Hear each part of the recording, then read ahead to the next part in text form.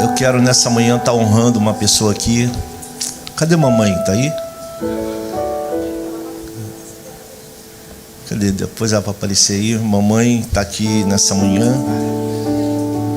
Mamãe, ela teve 3 filhos, né? Mamãe teve meu irmão mais velho, que nasceu com insuficiência respiratória e faleceu. Mamãe teve eu, que fui o segundo no meio. Nasci também com insuficiência respiratória. Fiquei 1 ano internado. Estou aqui. Mamãe teve o terceiro, que nasceu com insuficiência respiratória e morreu.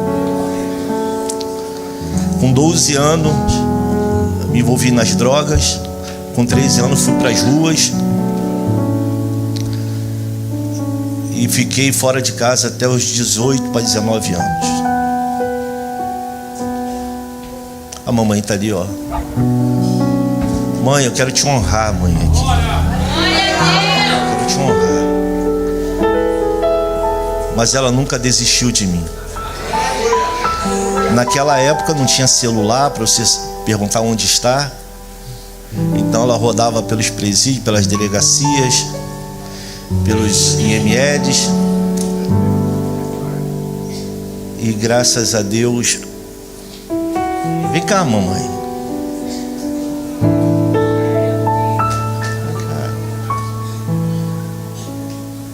Vem cá, mamãe.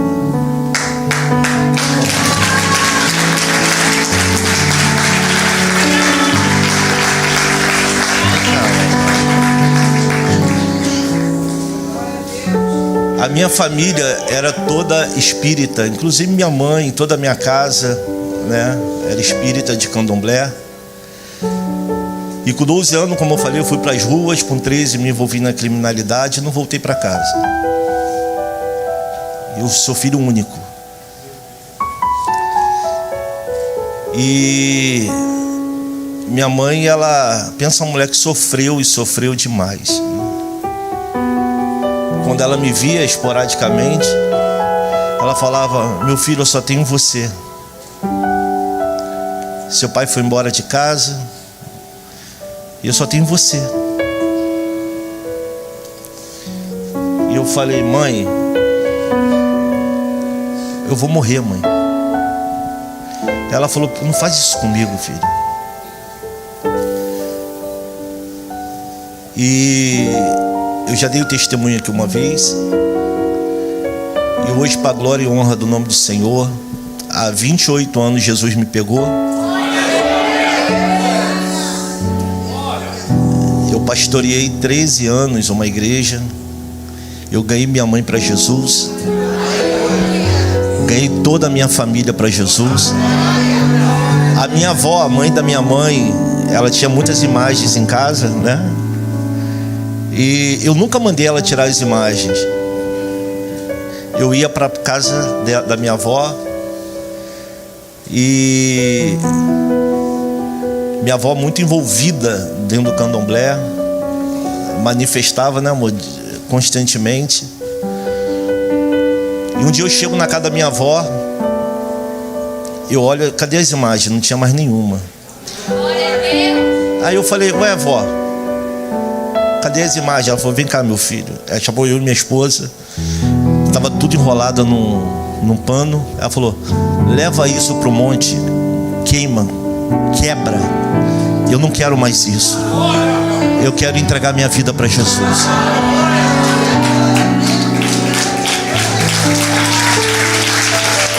Eu quero entregar minha vida para Jesus. Batizei minha avó nas águas e ela partiu. Batizei mamãe nas águas. Mamãe está aqui.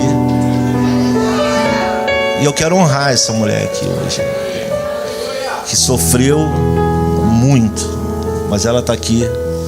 A glória.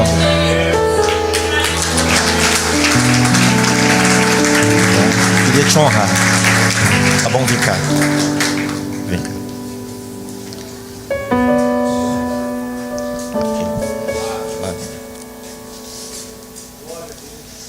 minha rainha.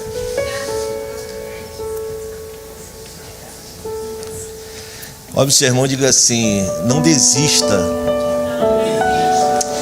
Fala assim: não desista de ninguém. Não desista, cara. Olhe com o olhar de Jesus. Não desista de ninguém.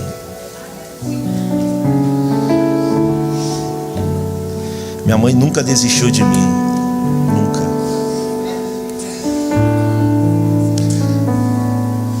Abra sua Bíblia, a gente tem pouco tempo.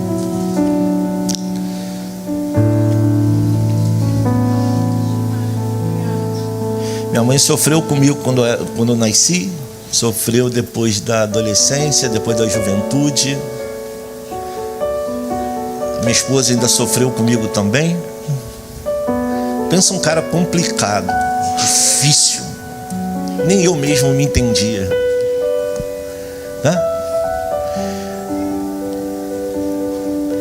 Foi um processo, um tratamento de Deus, né? Para você. 28 anos passaram e eu ainda estou tentando melhorar, né? É um processo. Todo dia a minha oração é essa: Jesus, leva Marcinho. Eu estou lutando contra mim mesmo, contra a nossa natureza humana, aquilo que Paulo fala, né? O bem que eu quero fazer, isso eu não faço. É uma luta diária, constante. Isso é evangelho. Evangelho não é mar de rosas. Evangelho é combate, é guerra. Guerra contra quem? Contra você mesmo. É você lutar contra você. Por isso que Paulo fala: eu combati o bom combate. Essa é a guerra. Mas só que não é você combater o combate chorando, é combater o combate sorrindo. Esse é o maior desafio do homem. Amém? Abra sua Bíblia, o livro de Cântico dos Cânticos, capítulo de número 5.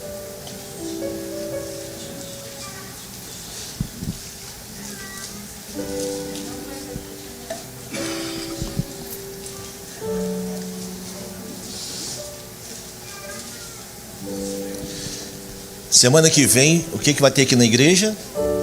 O aniversário, a festa de 7 anos da ADB Jacarepaguá. A casa vai ficar pequena, viu? Tá? Chama todo mundo.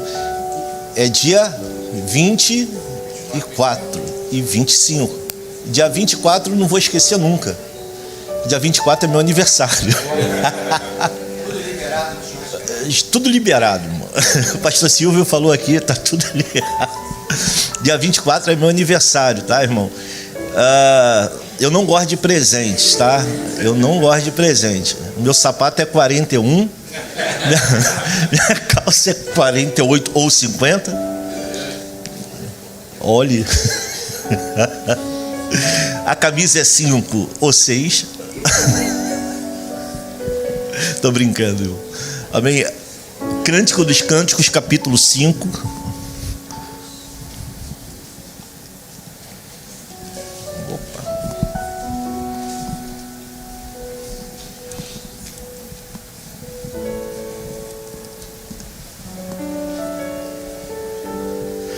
Versículo 1, quem achou diga amém. Amém. Prometo ser bem breve. 5, versículo 1.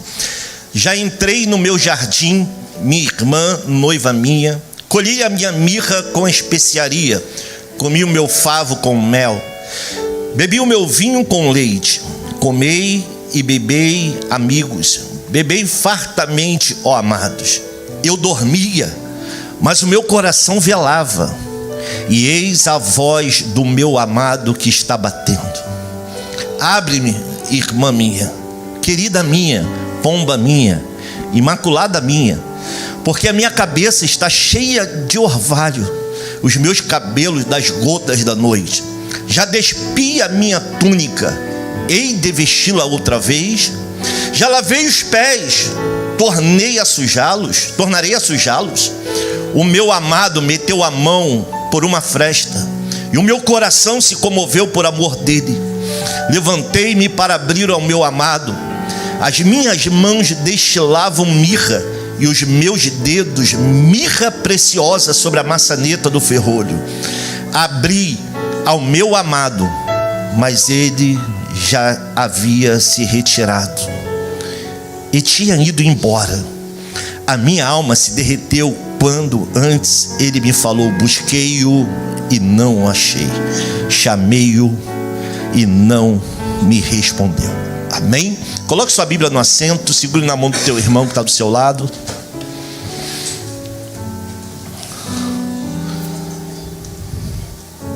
Feche os teus olhos. Pai, nós queremos te louvar por essa palavra. Pai, que o Senhor possa impartir o seu coração nesta manhã de ceia.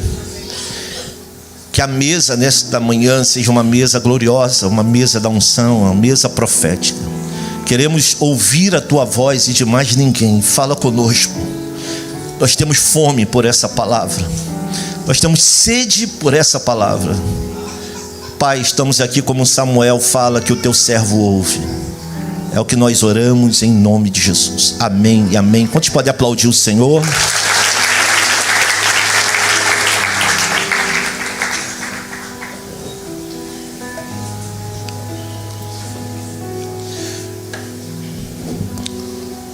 Queridos, eu abro a minha Bíblia numa das maiores poesias das Sagradas Escrituras, que é o livro de Cântico dos Cânticos.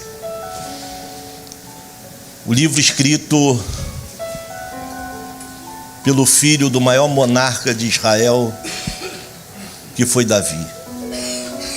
Davi foi aquele que assumiu um reinado, ou seja, assumiu não, ele foi o primeiro rei, o segundo rei de Israel, após Saul, onde teve um reinado de sangue, aonde teve guerras, lutas, batalhas, e ele gera o filho por nome de Salomão, e Salomão, a Bíblia diz que o Senhor escolheu para construir o seu templo. Salomão, o reinado de Salomão foi um reinado de paz. Salomão, ele assume o trono de Israel.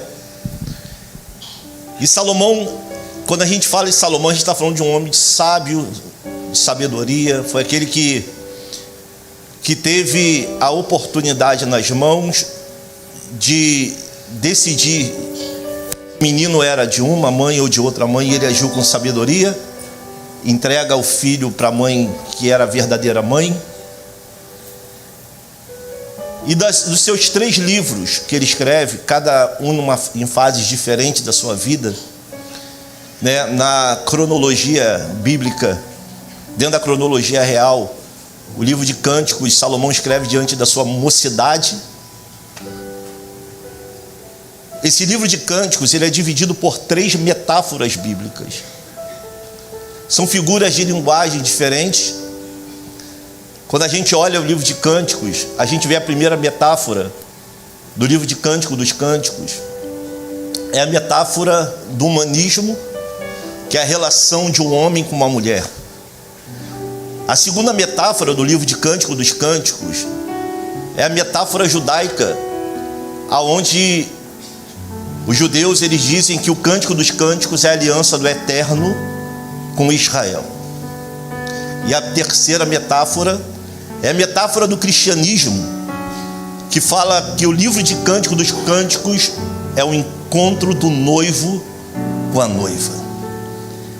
Quando eu olho as escrituras sagradas, o livro de Cântico dos Cânticos, eu fico a pensar como esse homem Salomão, ele foi inspirado pelo Eterno para escrever esse livro. Quando eu olho as escrituras dentro de Cântico dos Cânticos, você vê do capítulo 1 ao capítulo 5 uma inspiração maravilhosa.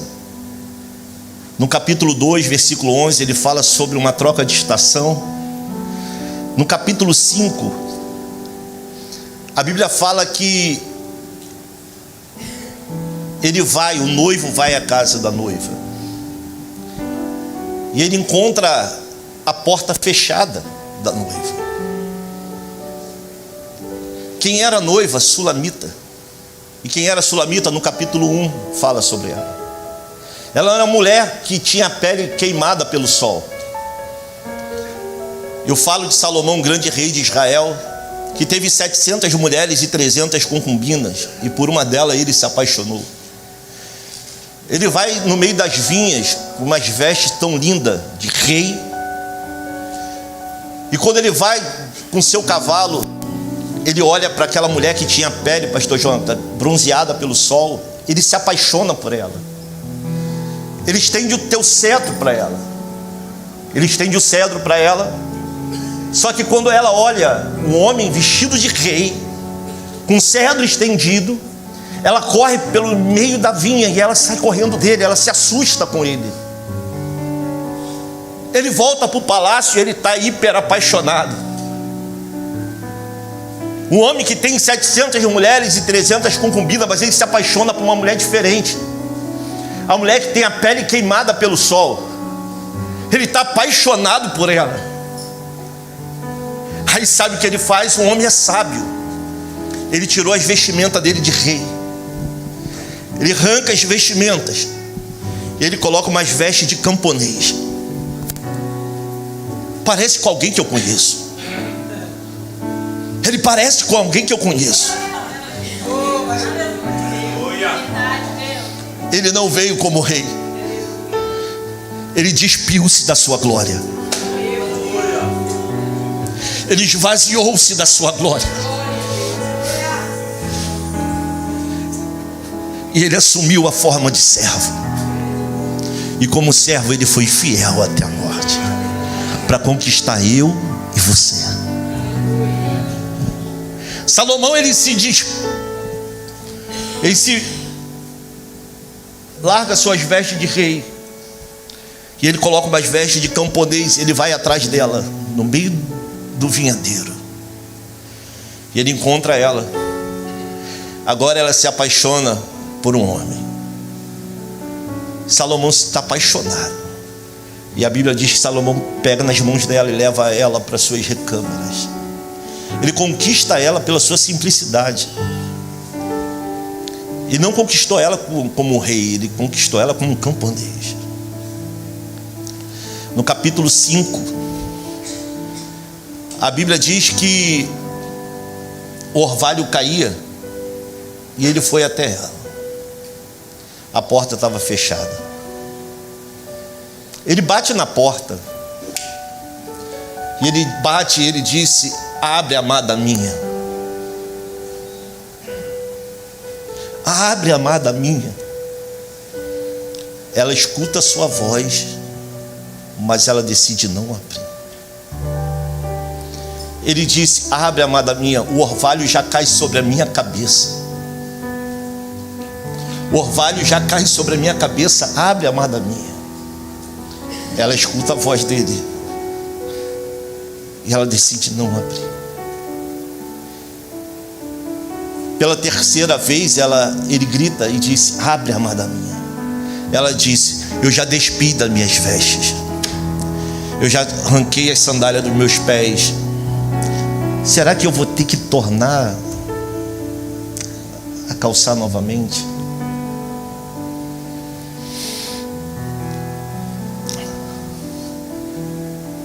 Ele bateu na porta de uma igreja que estava com a porta fechada.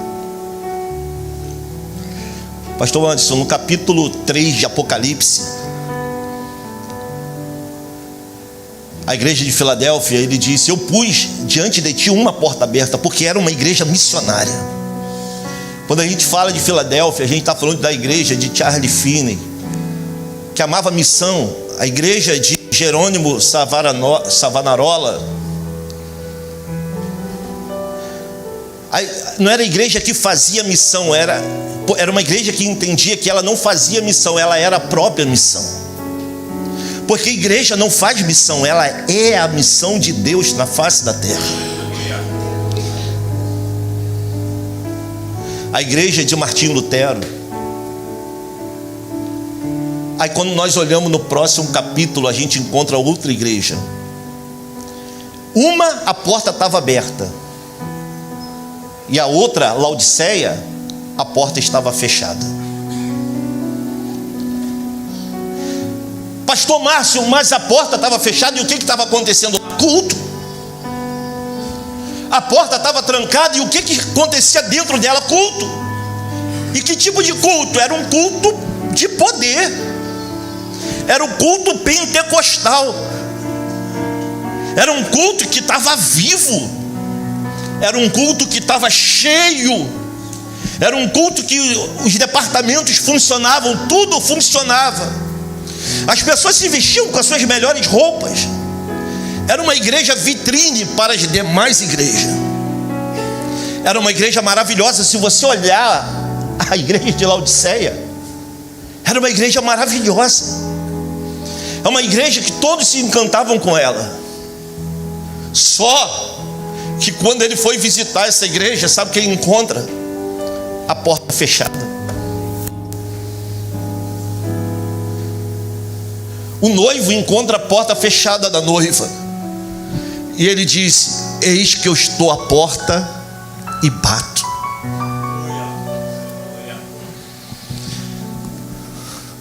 Se alguém aí dentro ouvir a minha voz e deixar eu entrar, eu entrarei, cearei com eles e ele comigo.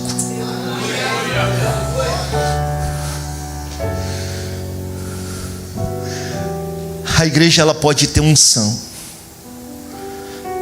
mas às vezes ela não tem presença. Nunca confunda unção com presença de Jesus. A unção era habilitação para manifestar alguma coisa. A presença de Jesus transforma você por dentro. A unção serve para habilitar você para fazer algo para Ele. Mas a presença dele, ela transforma o teu interior. A unção não transforma a vida de ninguém, mas a presença transforma. Jesus me trouxe aqui nessa manhã para te dizer: carregue a presença dele. Nos dias de Davi, colocaram a presença dele em cima de uma carroça. Colocaram as varas e carregaram, que era a intenção do Eterno, que carregasse a presença dele no ombro. E eles preferiram colocar em cima de uma carroça. A presença de Jesus é para a gente carregar. O que Jesus quer nesses dias é que a gente sinta o peso da sua presença. Deus falou: não era para colocar em cima da carroça de bois. Eu queria que você sentisse o peso da minha glória. Agora ele está batendo e tem alguém lá dentro ouvindo. Ele está batendo a porta e tem alguém lá dentro ouvindo a voz, mas não abria. Ele bate, mas a pessoa ouve, mas não abre. O Senhor Jesus me trouxe aqui nessa manhã para dizer que Ele está batendo em portas aqui. Pastor, eu posso viver com a porta fechada? Pode. Só tem um perigo. Vai chegar um dia que você não vai mais ouvir a voz dele. E o problema é que quando você não ouvir mais a voz dele, você vai se desesperar. Ele está dizendo: eu ainda estou à porta e bato.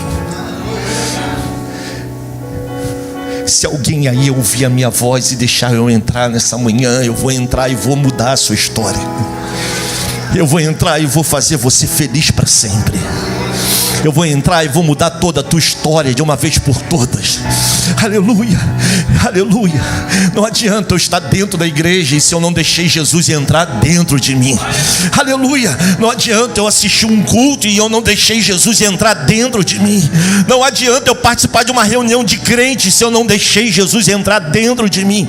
Jesus nessa manhã está dizendo: eu estou batendo na sua porta, deixa eu entrar, porque eu quero mudar a tua história para sempre. Quem crê nisso, levante as mãos e adore a Ele.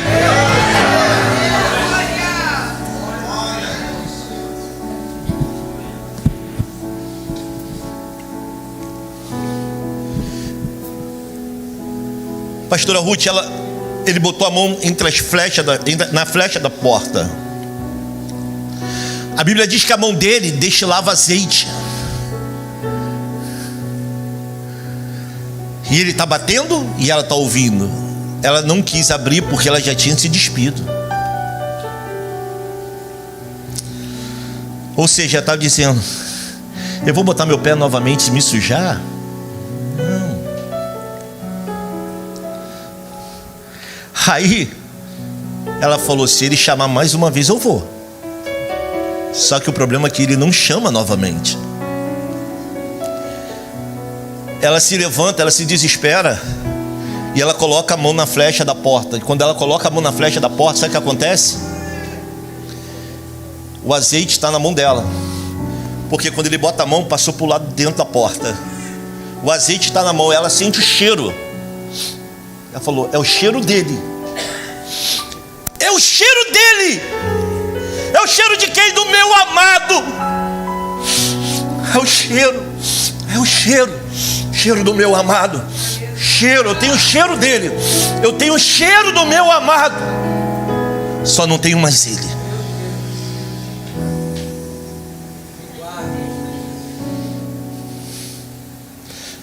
Carrega o cheiro dele, ó. Cheiro dele.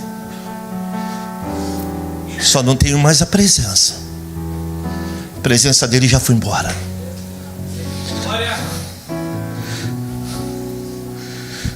Que Deus nos guarde, queridos.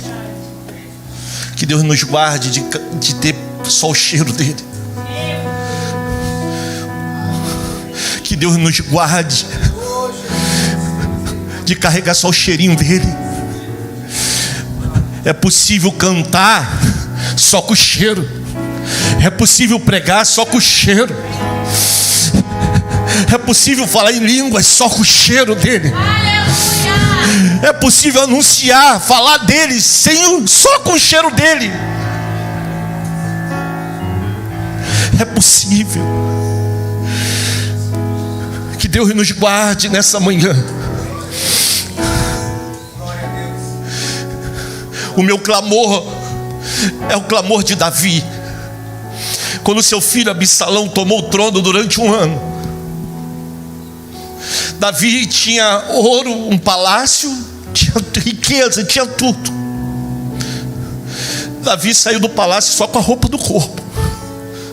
Davi foi saindo do palácio, todo mundo falando: olha lá, tem mais de nada. Davi vai saindo do palácio, pastor Jonas. Ele está saindo do palácio, que ele está escrevendo o Salmo 51. Ele está dizendo: Senhor, eu posso perder o trono, eu posso perder o dinheiro, eu posso perder a riqueza, eu posso perder o ouro, eu posso perder a fama de rei, mas não retire de mim a tua presença, não retire de mim o teu espírito. Eu não posso perder a tua presença. É a tua presença que eu não posso perder. Agarre ele nessa manhã. Fale: eu quero você, Jesus. Agarre ele e fala: Senhor, eu te quero mais do que tudo. Fala: Senhor, eu te quero, eu não posso perder o Senhor. Eu não posso perder a tua presença. Não retire de mim o teu espírito. Não retire de mim. Não se permita ser como os filhos de Ofni e Finéias. Não, os filhos de Eli, Ofni e Finéias, não se permita ser como eles.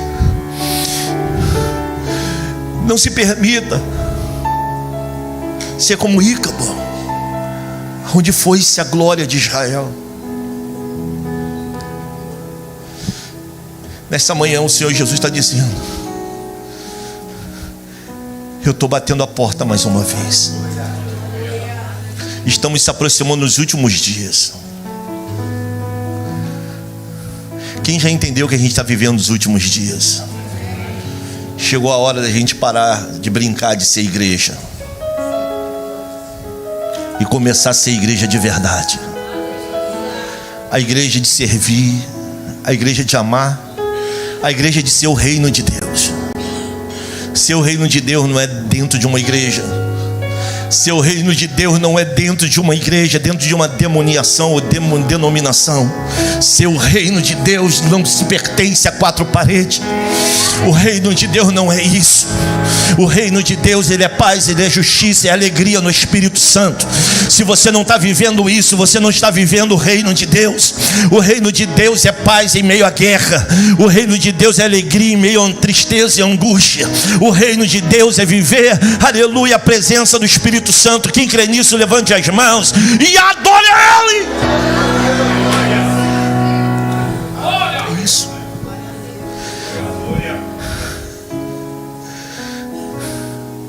Nós vivemos uma vida inteira buscando a salvação. Vivemos uma vida inteira buscando salvação. Catuque o teu irmão, diga para ele assim: é a primeira vez que eu vou fazer isso, eu não gosto de fazer isso, mas diga para ele assim, catuque ele, diga para ele: salvação não é o ponto final. Fala, é a porta de entrada. Fala, a porta de entrada para quê, pastor? Para você viver o reino de Deus. A igreja, ela está vivendo, ela entra para ser salva. Jesus está falando: eu não te chamei só para ser salvo, eu chamei você para viver o meu reino. Eu não te chamei somente para salvação, eu te chamei para viver o meu reino na face da terra.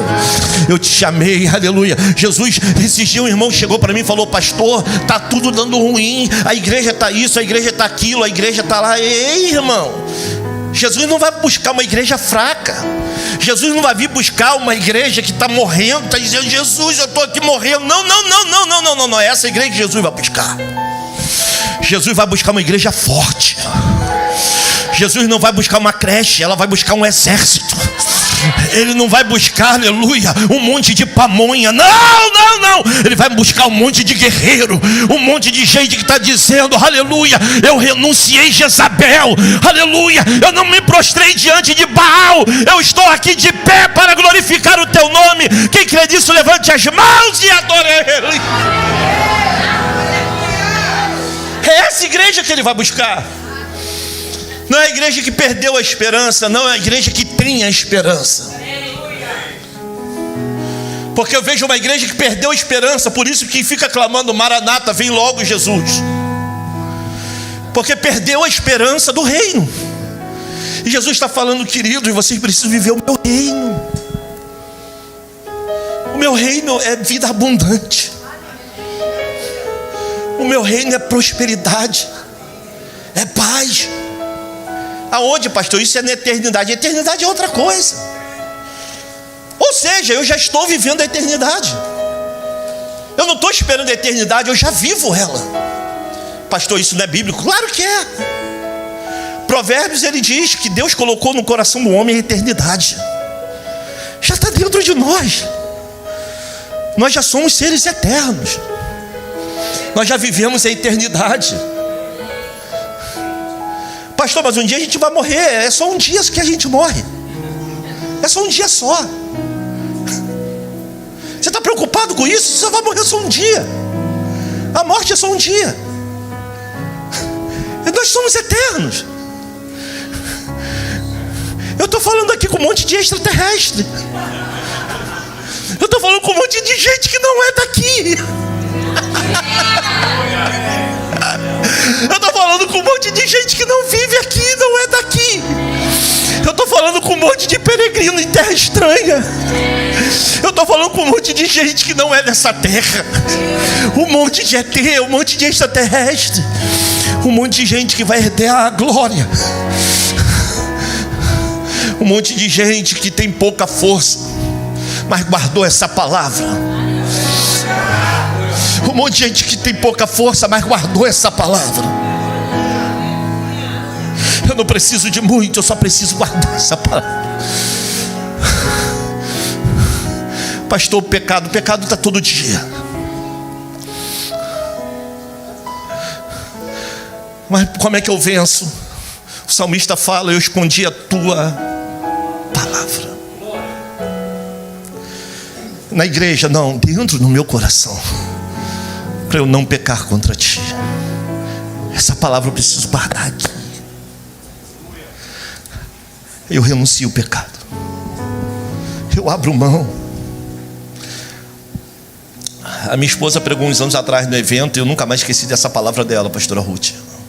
Ela disse, Paulo ele disse: todas as coisas me são lícitas, mas nem todas me convém fazer. Só que o que ela falou foi algo muito profundo. Ela disse: irmãos, Paulo fala que todas as coisas me são lícitas, mas nem todas me convém fazer. Aí a gente pega a primeira fala de Paulo, a gente fala: tudo me é lícito. E a gente só fica nesse texto. E a gente fala: mas nem todas me convém, mas tudo me é lícito. Esses dias ela falou sobre isso. Esses dias são dias que Jesus vai pedir para a gente até o que é lícito, para a gente não fazer.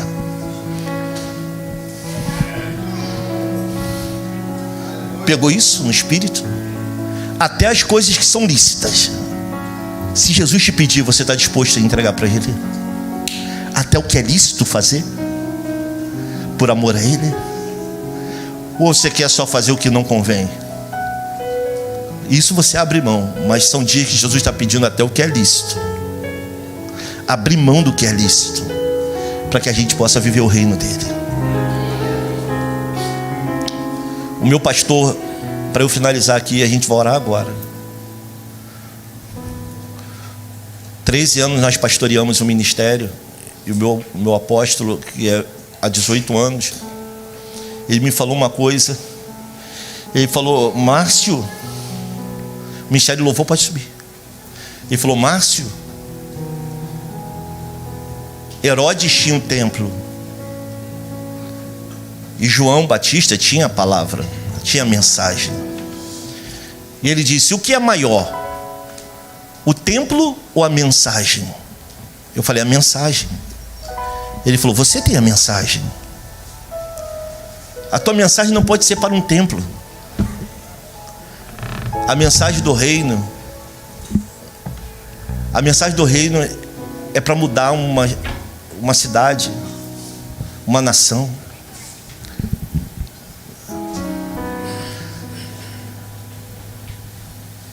São dias que Deus vai pedir para a gente abrir mão de coisas que a gente ama por amor a Ele.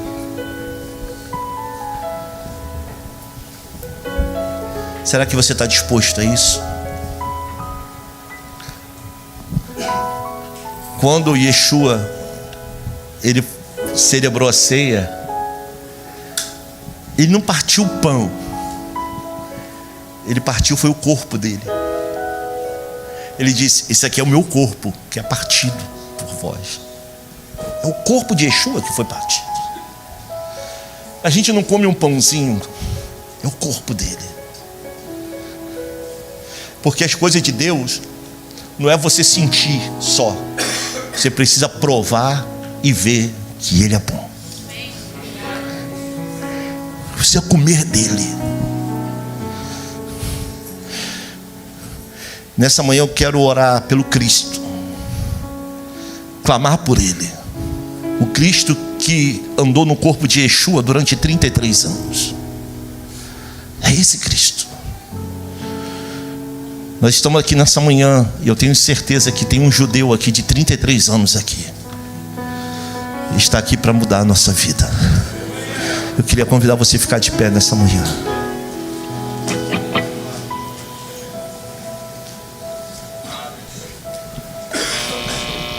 Eu quero orar com você. Feche os teus olhos.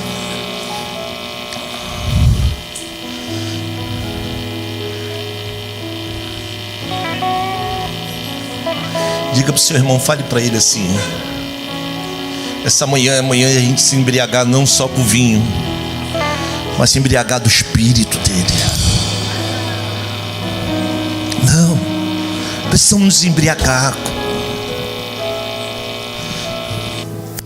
Carregar a presença dele é muito mais do que ter só unção. O meu clamor é que a gente carregue a presença dele como John Wesley, que andava no meio das fábricas. Pastor Silvio, sem ele abrir a boca, as pessoas iam caindo. Onde ele chegava no bar, Pastor Anderson, você sabe, quando ele chegava no bar, as pessoas escondiam a cerveja, escondiam as bebidas, escondiam o cigarro. Ele não falava nada. Se a gente não conseguir incomodar o mundo com a presença de Jesus, tem alguma coisa errada dentro de nós.